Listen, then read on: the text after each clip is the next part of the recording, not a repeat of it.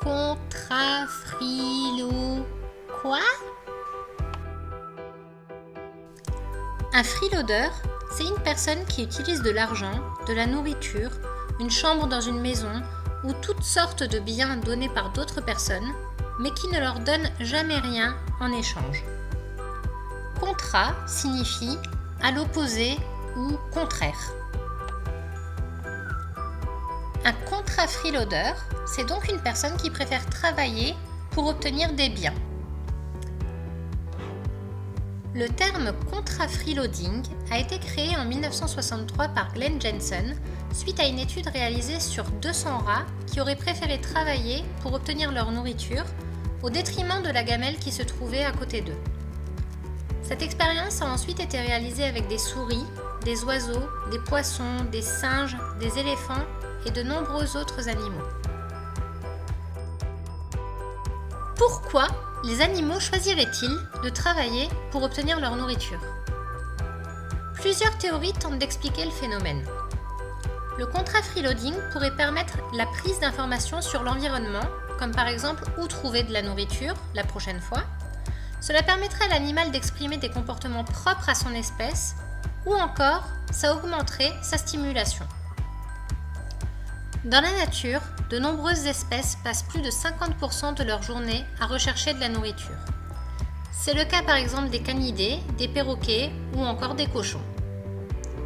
Lorsque dans nos maisons, leur nourriture leur arrive dans un bol, sans aucun effort, sans réfléchir, sans travailler, et de la même manière au quotidien, nous leur retirons leur rôle d'éboueurs, de fourrageurs, de chercheurs.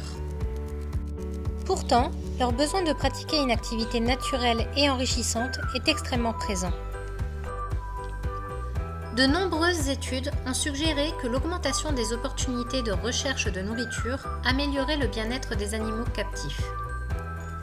La recherche de nourriture devrait donc être accessible à tous nos animaux de compagnie, même les animaux moins sujets au contrafreeloading, tels que le chat, car l'enrichissement qu'elle apporte est très important. Le phénomène de contrafreeloading est adaptatif et limité.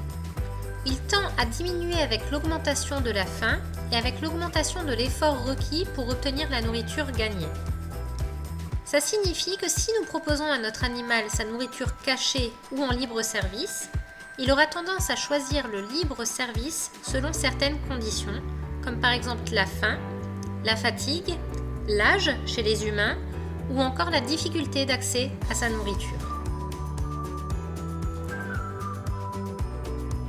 Pour intégrer le contrafreeloading au quotidien et pour éviter les loupés, il faut alors adapter l'exercice à l'espèce et à ses comportements naturels, à l'environnement et au niveau de l'individu.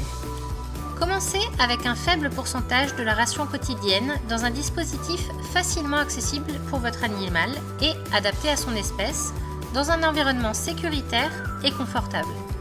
Puis, augmentez graduellement la difficulté et la quantité de nourriture disponible en foraging. J'espère que cette petite vidéo vous a plu. Maintenant, c'est à votre tour. Alors, votre animal choisit-il sa gamelle ou son dispositif de foraging? Montrez-nous!